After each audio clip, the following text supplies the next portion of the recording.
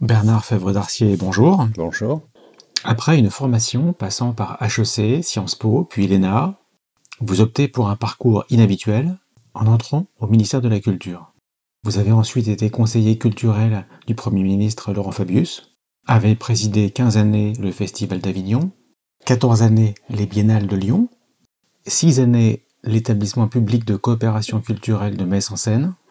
Vous organisez aussi les manifestations du bicentenaire de la Révolution française de 1989. Une longue série d'activités que je préfère interrompre pour simplement résumer que vous êtes un acteur majeur de la politique culturelle française. Dans cet entretien, je souhaite aborder une facette de vos activités qui est l'audiovisuel, et en particulier la chaîne de télévision La 7. La 7 était une société de production que vous avez créée et dirigée en 1986 et qui est devenue, sous l'impulsion de Jérôme Clément, d'abord une chaîne de télévision, puis la chaîne franco-allemande Arte. Pourriez-vous donc nous parler des débuts de la 7 ? Comment est-elle apparue ? Et peut-être commencer par le contexte politique de l'époque ? Oui. Moi, c'était un contexte assez haché, traversé de contradictions, en pleine évolution. Ça avait commencé avec l'apparition des radios libres, en fait, des radios privées, sous l'impulsion souvent de Jacques Attali, qui avait convaincu le président Mitterrand de l'intérêt, évidemment, d'ouvrir à l'initiative privée le monde des médias. Et puis, pour la télévision, c'était un petit peu plus difficile parce que c'est plus compliqué à organiser. Mais il y avait de nouvelles perspectives de diffusion, de production télévisuelle. À l'époque, dans une époque où la technologie l'emportait et était un peu avant-coureur justement des programmes. C'est-à-dire qu'on était très centré sur le développement de ces technologies, que ce soit le plan câble, que ce soit les satellites de télédiffusion directe qui s'appelaient TDF1 et TDF2 et qui étaient déjà le résultat d'une coopération franco-allemande. Et le Minitel, évidemment, qui avait eu cette expérience française qui s'était bien développée et qui sera ensuite obsolète au fur et à mesure du développement d'Internet. Et donc, beaucoup d'efforts étaient centrés sur ces technologies. Et la question se posait de savoir, évidemment, quel programme, finalement, de télévision allait nourrir ces nouveaux canaux. Et c'était la grande préoccupation de Jack Lang, à l'époque. Alors, Jack Lang n'était pas en charge de l'audiovisuel. Il y avait Georges Filiou, qui était un homme de radio, d'ailleurs, et de télévision, qui s'occupait des techniques de communication, de la technologie de communication. Et donc, les responsabilités étaient partagées entre différents membres du gouvernement. Mais Jack Lang insistait pour dire qu'il fallait, si on consacrait 1 euro pour les technologies, il fallait consacrer aussi 1 euro pour les programmes. Donc il avait cette préoccupation-là, la préoccupation de développer justement la créativité de la vidéo, par exemple. Il était très intéressé par la musique, notamment, et tous les formats courts qui tournaient autour de la musique. Et c'est lui qui a eu, d'ailleurs, à ce moment-là, l'idée de créer une chaîne musicale, plutôt pour les jeunes, qui est devenue M6, en fait. Voilà. Donc, 1, 2, 3, 4, Canal+, 5, 6, pourquoi pas 7 ? C'était l'idée que si d'autres perspectives de diffusion se développaient, il fallait préparer une sorte de stock de programmes qui aurait un caractère culturel marqué et un caractère européen marqué. Donc, comme moi j'étais au cabinet effectivement de Laurent Fabius, en charge de la culture et pas d'ailleurs en charge des technologies de communication, je proposais que l'on prépare justement une source éditoriale de programmes de cette nature, de programmes culturels et européens, en créant une société d'édition de programmes de télévision. Et l'acronyme Société d'édition de programmes de télévision, c'était l'A7. Voilà. D'où l'idée, évidemment, de créer à terme l'A7. Mais il n'y avait pas de canal, évidemment, pour ces programmes de diffusion, sauf, évidemment, à utiliser une fenêtre ouverte par un autre réseau, en l'occurrence France 3, FR3, voilà. Donc, pourquoi pas créer une société publique? Alors, je l'ai créée sous la forme d'une société à conseil de surveillance et directoire, comme ça se passe pour les journaux, c'est-à-dire ou les maisons d'édition, plutôt qu'une forme de société anonyme classique. Et donc, dès le départ, on a créé cette société, la 7, qui pouvait ensuite s'appeler Société européenne de programmes de télévision, à partir de 4 contributeurs qui furent Radio France, l'INA, FR3 et l'État. Contributeurs financiers, c'était les actionnaires finalement de cette nouvelle petite société. Mais cette société, elle a commencé avec 3 personnes, pas plus. Hein. Le nom de la 7 a été trouvé sur un trottoir devant l'hôtel Matignon par Guillaume Grenier, qui fut un de mes collaborateurs au Festival d'Avignon et qui est devenu aussi mon adjoint pour la 7. Et donc, ça avait un côté tout à fait amateur. D'ailleurs, les pontes de la télévision pensaient que c'était, disons, une fantaisie. Et qu'on pourrait récupérer cet argent, enfin, l'argent qui pouvait être donné de la redevance à la 7 un peu plus tard, voilà. Oui, parce qu'il y avait un budget quand même important pour la 7. Alors, il y a eu un budget important parce qu'il fallait un budget relativement conséquent, de l'ordre de 300 millions de francs à l'époque. Et là, c'est évidemment la difficulté. Pour donner de la crédibilité à cette société d'édition, il fallait un budget. Et la concurrence était rude, parce que dès qu'il y avait de l'argent public possiblement redistribué, c'était une concurrence féroce entre les différentes sociétés issues de l'ORTF, et notamment d'FR3, et notamment de sa présidente, Langlois-Glandier à l'époque, qui lorgnait nettement sur ces possibilités-là. Là, pour situer précisément, nous sommes en 85, 86 ? Voilà, on est en 85, oui, 85-86. Et plusieurs rapports avaient été d'ailleurs déposés, enfin, plusieurs idées étaient nées pour voir si on pouvait faire une chaîne culturelle.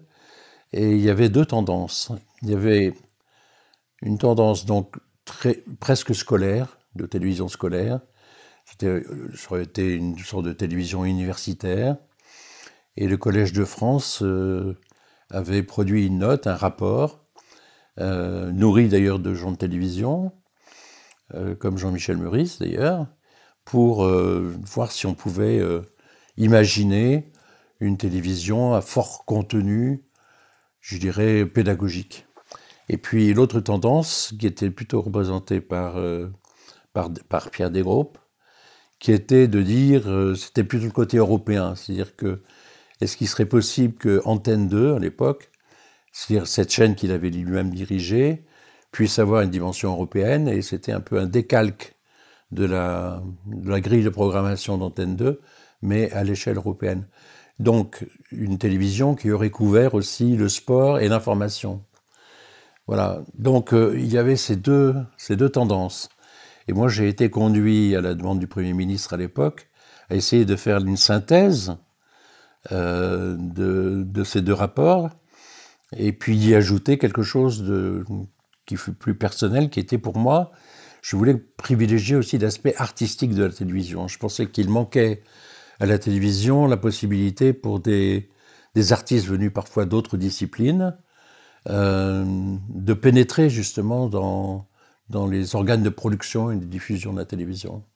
Je vous interromps un instant. Il me paraîtrait utile de faire une précision pour les jeunes auditeurs, en tout cas ceux qui n'ont pas connu cette époque, de l'état du paysage audiovisuel français en 85. On avait donc TF1 qui était une chaîne publique, on avait Antenne 2 qui désormais s'appelle France 2, on avait FR3 qui s'appelle France 3, on avait déjà la première chaîne privée Canal+, qui était apparue en 84, et il y avait eu une chaîne commerciale initiée sous la 5, la 5, voilà, initiée donc par Berlusconi, oui. Et qui n'avait pas du tout de prétention culturelle pour ces chaînes privées. Oui, oui, c'est exact. Et c'est pour ça que le paysage était très bouleversé, parce que comme on approchait d'élections législatives et que les socialistes au pouvoir pensaient qu'ils allaient perdre ces élections, la grande peur du président de la République de l'époque, de François Mitterrand, et de son cabinet, était que le président n'ait pas de possibilité de s'exprimer une fois la droite revenue au pouvoir. Et donc, une sorte de solution d'urgence lui avait été proposée par l'intermédiaire de Georges Filiot d'ailleurs, et en méconnaissance des projets de Jack Lang, de faire appel à une personnalité européenne, en l'occurrence très séduisante, qui paraissait très, très séduisante, qui était évidemment Berlusconi, qui apparaissait comme une sorte de socialiste libéral, qu'il n'était pas d'ailleurs en fait, et qui avait mis la main sur plusieurs chaînes de télévision privées en Italie, il y en avait 3 d'ailleurs, et qui se targuait de pouvoir monter en quelques mois une chaîne de télévision privée qui aurait été plus ouverte justement aux commentaires politiques futurs de la gauche en perdition. Donc c'était un tour de passe-passe. Moi je me souviens très bien au cabinet de Laurent Fabius. Laurent Fabius n'avait pas du tout été informé de cette tractation qui fut menée dans le plus grand secret. Et il en était d'ailleurs assez furieux, d'autant que je m'étais renseigné, moi, auprès de l'ambassade de France à Rome, pour savoir qui était ce Berlusconi, et que j'avais évidemment des retours très négatifs. Je voyais que c'était un homme d'affaires habile, qui promettait monts et merveilles, avec une télévision qui aurait utilisé un nouveau canal hertzien.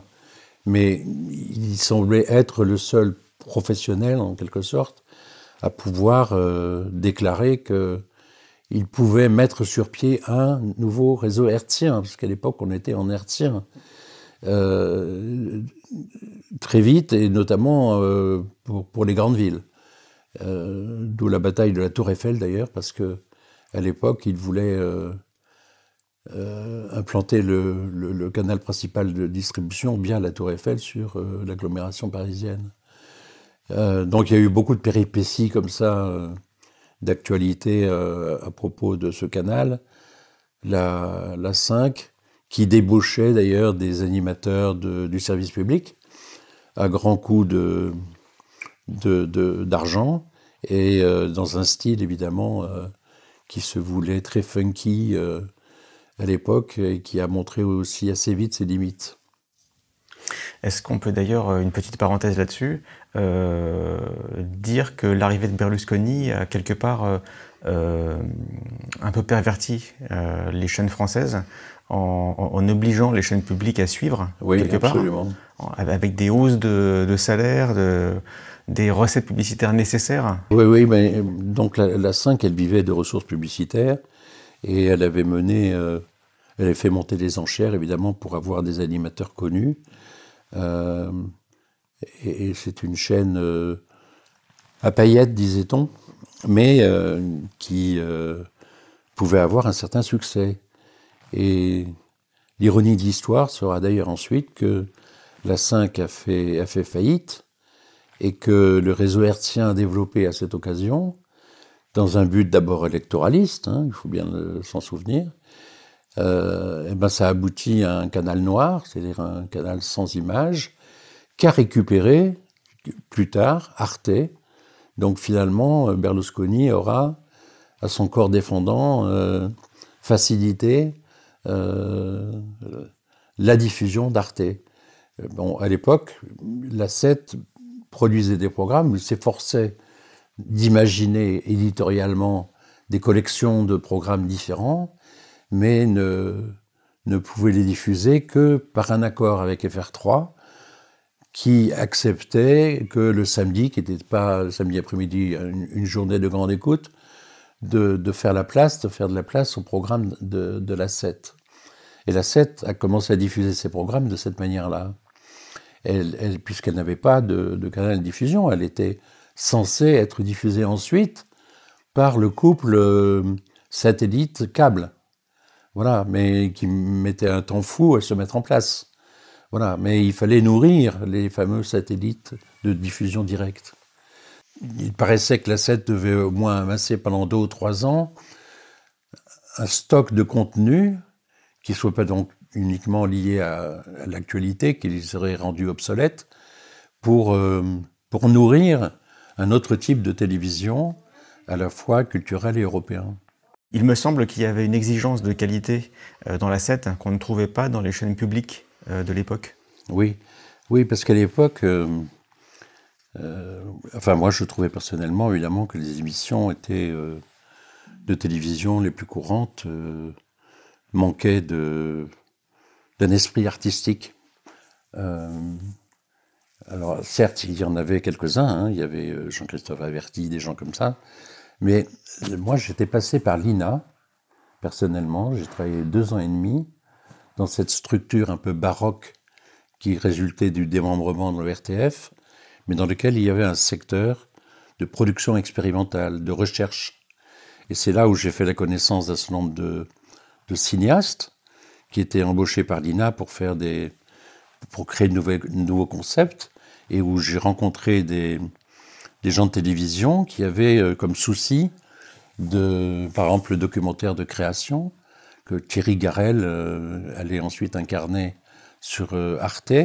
Donc il y avait des possibilités de réunir des hommes, c'était avant tout ça, des talents qui pouvaient renouveler le style des émissions. Et donc je trouvais que c'était très important que l'habillage de la chaîne et que l'innovation apportée à certains types d'émissions, par exemple le documentaire.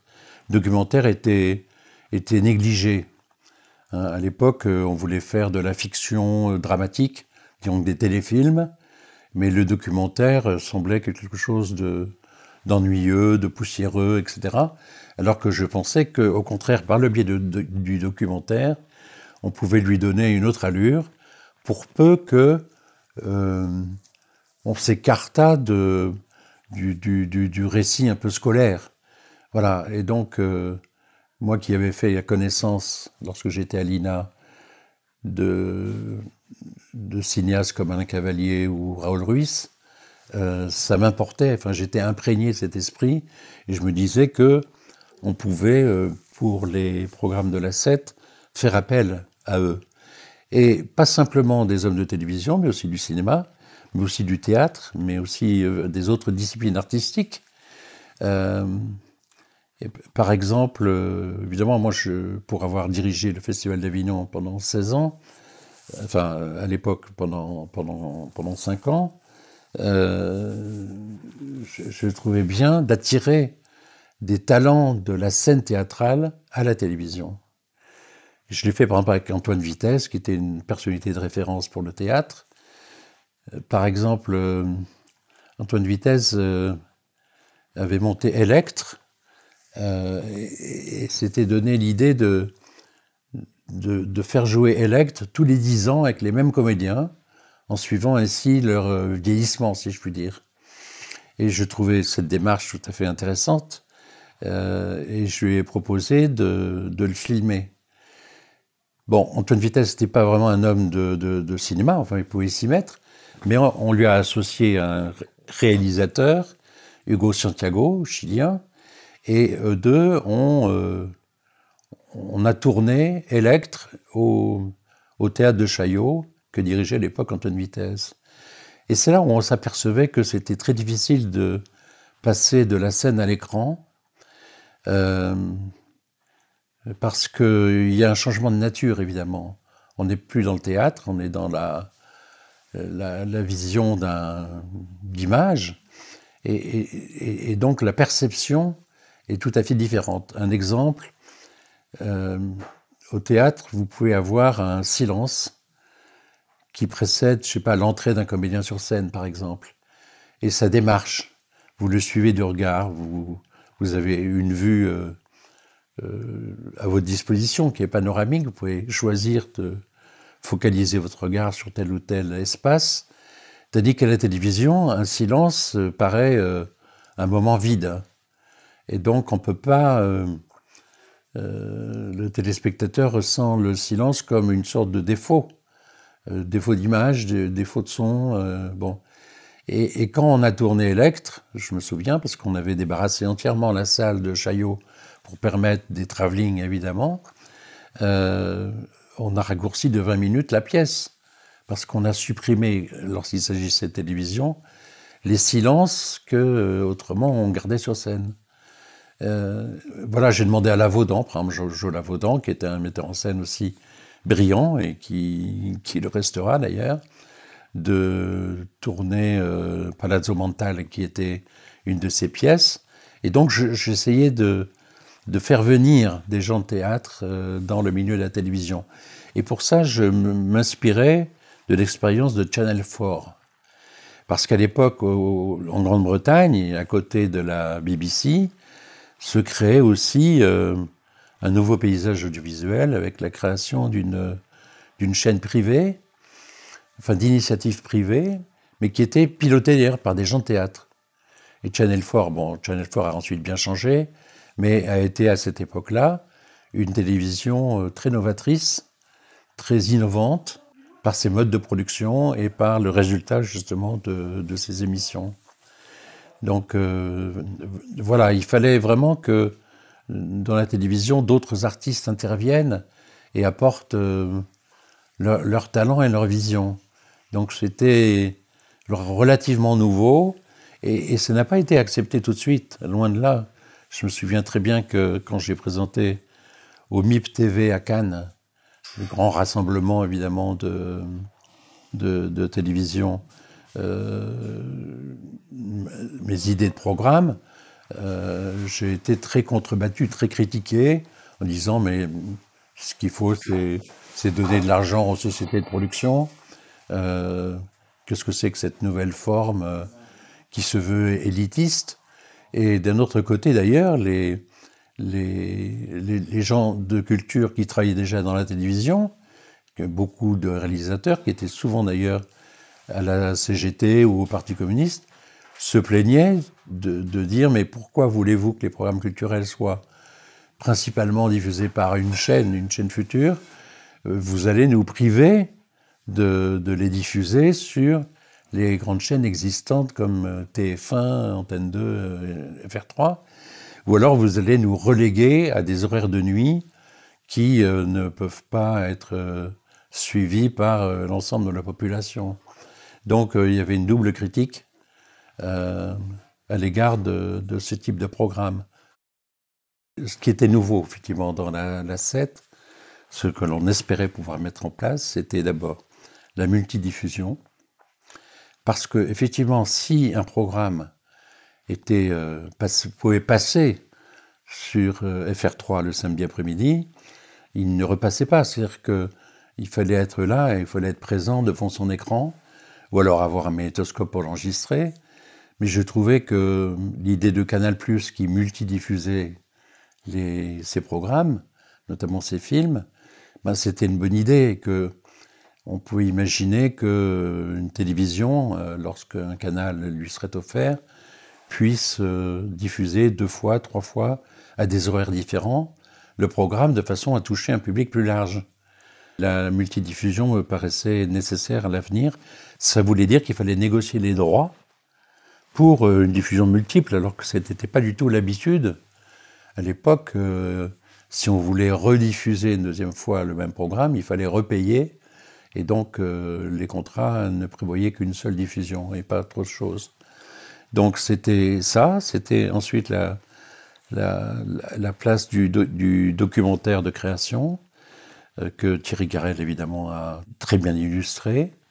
Le cinéma, moi, je m'étais entouré, j'avais associé à la 7 un responsable du cinéma qui connaissait bien le cinéma et qui avait travaillé pour Claude Berry, d'ailleurs, Jacques Tronel, dont je salue la mémoire, parce qu'il était aussi à l'affût vraiment des cinéastes de qualité, en France et en Europe. Donc c'était revaloriser certains formats, y compris le magazine. Et pour créer un magazine culturel, c'était pas évident. Ça reste d'ailleurs jamais très évident, mais Arte ensuite en a développé de différentes tailles. À l'époque, c'était Philippe Alfonsi et un magazine qui s'appelait Taxi et qu'on soutenait. Il y avait aussi Pierre-André Boutan. Voilà, des visions nouvelles et des talents nouveaux. Taxi et l'émission Océanique de Pierre-André Boutan, oui, qui passait en fait sur FR3 à l'époque. C'est ça. Et puis, la dernière idée, c'était l'idée des thèmes, de soirées thématiques. On se disait, un jour, on pourra proposer un temps de visionnage assez long, et en choisissant un thème, de le nourrir à la fois avec un film, avec un documentaire, avec un talk show, avec des programmes courts, et essayons de proposer, puisque maintenant on peut aussi enregistrer des programmes, un ensemble plus cohérent, une soirée thématique, voilà. Et donc dès le départ, cette notion de théma, qu'a repris Arte, qu'a développé Arte, était présente dans le schéma originel. Et ce sont des concepts qui sont toujours là, la multidiffusion et les soirées thématiques sont toujours là actuellement sur Arte. C'était déjà, ces bases-là étaient déjà posées en 86. La différence à l'époque, c'est que moi je pensais à une société européenne, pas franco-allemande. C'est l'histoire qui a voulu que Arte soit franco-allemand. Et tant mieux pour Arte, parce que c'est ce qui l'a sauvé de nombreux soubresauts politiques qui survinrent ensuite. Pour moi, c'était une société européenne, donc j'avais plutôt en référence Channel 4, mais j'avais aussi visité les autres télévisions européennes intéressées, de façon à se nourrir de programmes européens, parce que jusqu'ici, la télévision était, je dirais, collée au programme américain. Voilà. Films ou séries ou autres. On en savait plus sur la vie quotidienne des habitants de Los Angeles que d'un Viennois, d'un Berlinois, d'un Romain, etc. Et donc, je constatais que dans les autres pays d'Europe, il y avait toujours une chaîne, parfois minoritaire, mais qui se voulait davantage culturelle. Par exemple, la RAI 3, voilà, ou la RTV2, la radio-télévision espagnole, le deuxième canal. La ZDF, en Allemagne, qui est devenu le principal partenaire, d'ailleurs, d'Arte. Enfin bref, mon idée, c'était évidemment de rassembler ces télévisions-là et de les faire travailler ensemble, de façon à développer aussi à montrer le meilleur de ces télévisions-là, de ce qu'elles avaient produit, qui n'étaient pas regardées, qui n'étaient pas écoutées par les acheteurs français de télévision publique ou privée. Alors que je savais qu'en Scandinavie ou en Allemagne ou en Italie, il y avait des programmes tout à fait remarquables. Il y avait aussi des programmes musicaux, théâtraux, autres. Il y avait une richesse inexploitée. Voilà. Mais société européenne, finalement, ça l'est maintenant par des accords de coopération qu'Arte actuellement mène avec 6 langues d'ailleurs de diffusion avec de grandes télévisions européennes. Mais c'est devenu franco-allemand, je dirais par chance et par opportunité politique de l'accord interétatique France-Allemagne entre le chancelier allemand et le président français. Et ça s'est fait à l'époque de Jérôme Clément, et avec le concours à la fois de Jacques Lang et de Catherine Tasca.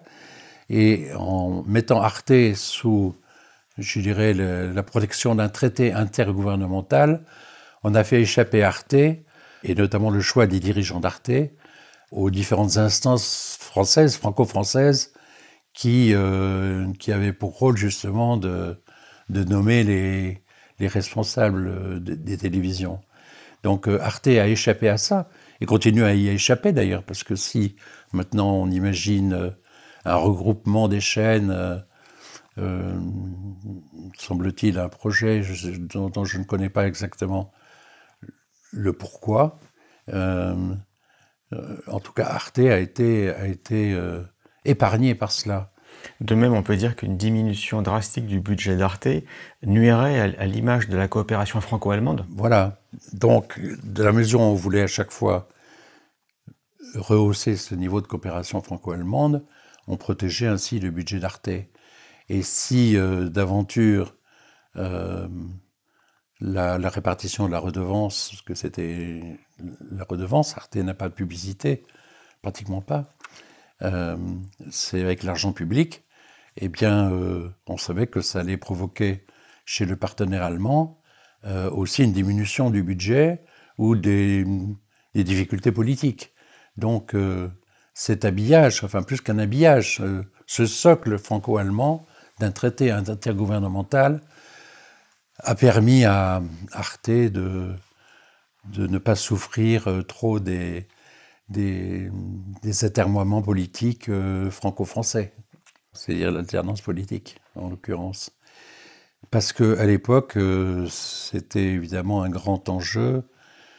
La droite avait signifié, si elle revenait au pouvoir en 86, qu'elle privatiserait une bonne partie du service public.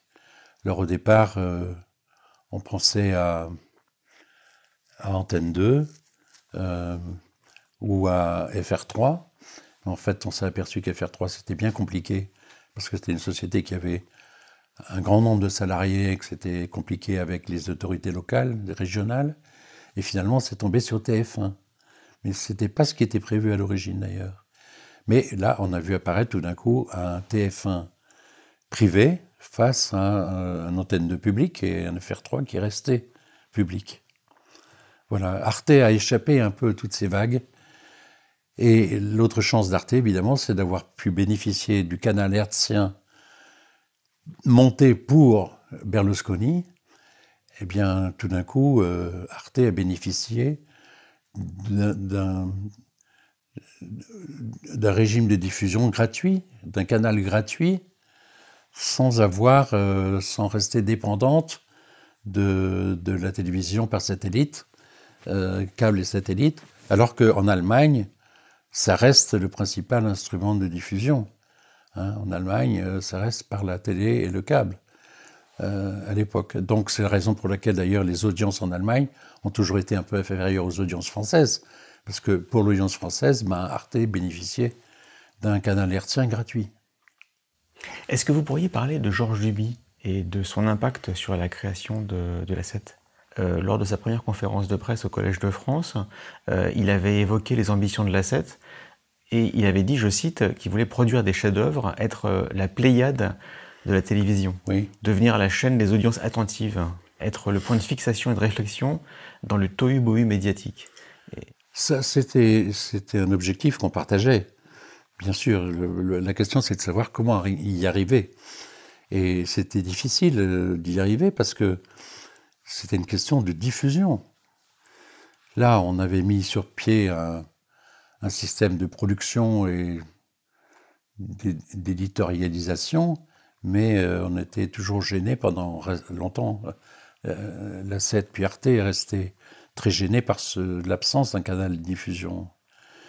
Et même quand le canal en question s'est offert justement à Arte, on savait que les audiences restaient très, très faibles, très minoritaires. D'ailleurs, on peut dire que sur, 40 ans, les audiences n'ont pas...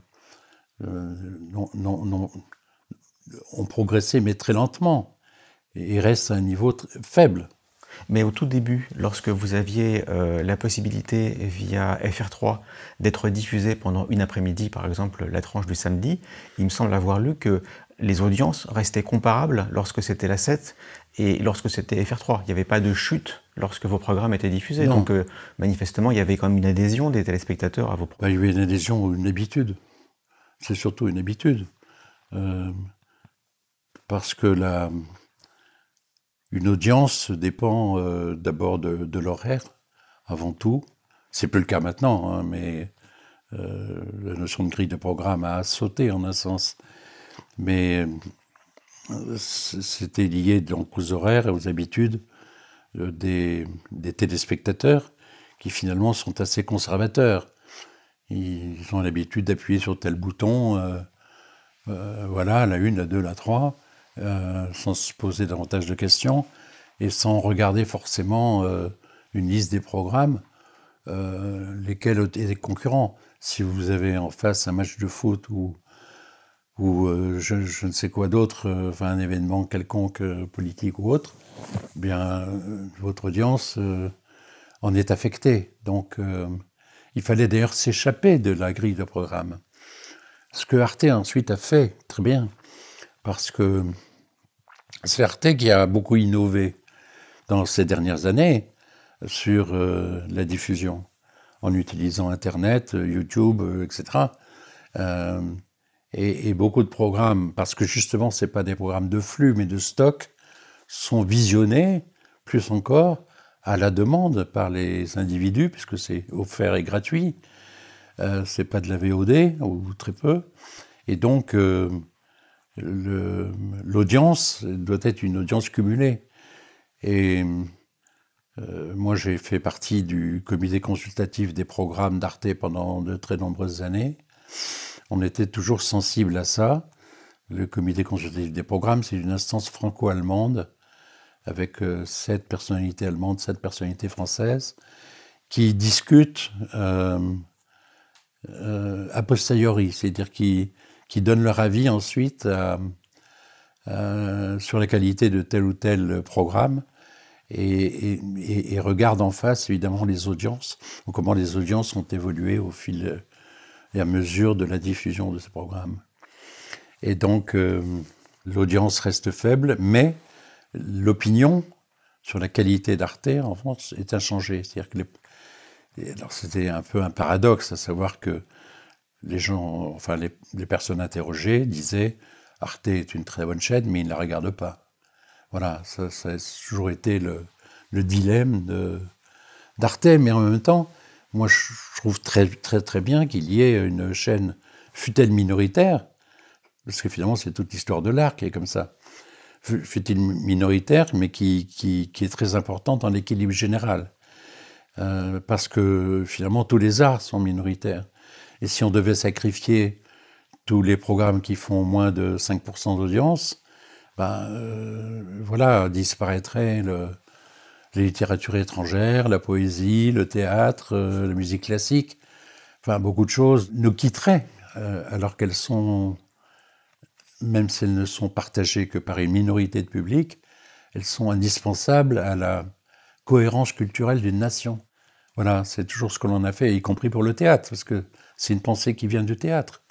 Comment faire un théâtre populaire au sens qu'il est accessible, il est rendu accessible, mais en même temps, il a une grande exigence de qualité. C'était la devise de Villard pour la création du Festival d'Avignon. C'est moi un sentiment que j'ai toujours partagé, qui est inscrit au plus profond de moi, et que j'ai toujours essayé de respecter du Festival d'Avignon jusqu'à la création de la 7 et la continuation par Arte, avec Jérôme Clément, qui partageait la même idée. Enfin, on se connaissait depuis très longtemps, puisqu'on était ensemble à l'ENA, et qu'on avait ensemble choisi le ministère de la Culture, plutôt que le ministère de l'Intérieur ou le Quai d'Orsay. C'est bien parce qu'on pensait que la politique culturelle, c'était aussi important que la politique économique, monétaire ou internationale. La perspective, c'était la France va être alimentée par de nouvelles chaînes, non pas par les réseaux hertziens, mais par le couple satellite, diffusion directe et câble. Mais parce qu'il faut préciser qu'à l'époque, il n'y avait pas de télévision directe, c'est-à-dire que les gens ne pouvaient pas directement avoir une parabole à leur fenêtre pour capter un satellite. Il fallait des paraboles qui faisaient 5 mètres de diamètre, c'était des équipements énormes, et là TDF1 et TDF2 étaient des satellites qui avaient une puissance d'émission beaucoup plus forte, qui permettait d'avoir avec une petite assiette en gros de 20-30 cm, la réception directement chez les gens. Oui, voilà. Mais ça a pris du retard, et le câble aussi d'ailleurs. Enfin, maintenant tout ça a changé grâce à la fibre. Mais la volonté c'était de dire, bon, il faut quand même préparer des programmes pour justifier ces nouvelles technologies qui apparaissent, mais il faudra bien les alimenter à un moment ou à un autre. Donc on était dans cette perspective-là. C'est la raison pour laquelle, moi au départ, je n'imaginais pas un service information, par exemple, journal télévisé. Parce que le journal télévisé, il serait obsolète. On ne va pas les stocker pour les diffuser ensuite. Donc, ce qu'il faut faire, c'est de la coproduction cinématographique, c'est du documentaire de création, c'est de la télévision de fiction aussi, c'est des programmes culturels artistiques, par exemple. Captation, c'est difficile, la captation du spectacle vivant, c'était ça qui nous préoccupait. Voilà, en disant, amassons un stock suffisamment important pour nourrir ces futurs canaux de diffusion qu'on nous promettait incessamment sous peu, alors qu'en fait, ça a pris beaucoup plus de temps qu'initialement prévu.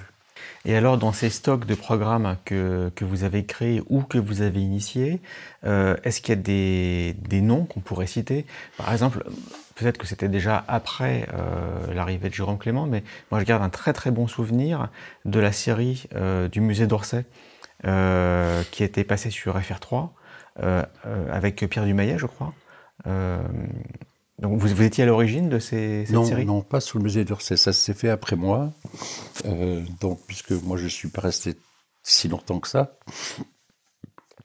même si j'ai suivi ensuite toute l'évolution d'Arte, mais je crois que l'esprit originel est quand même resté, quoi, a été transmis, c'était ça le plus important. Parce qu'à un moment, on disait, Arte, c'est inutile, on ne voit pas à quoi ça sert. Ils accumulent des stocks de programmes, mais ils n'ont pas les moyens de les diffuser. Donc donnez-nous l'argent tout de suite, disait FR3. D'ailleurs, je crois que la droite voulait supprimer le projet tout de suite.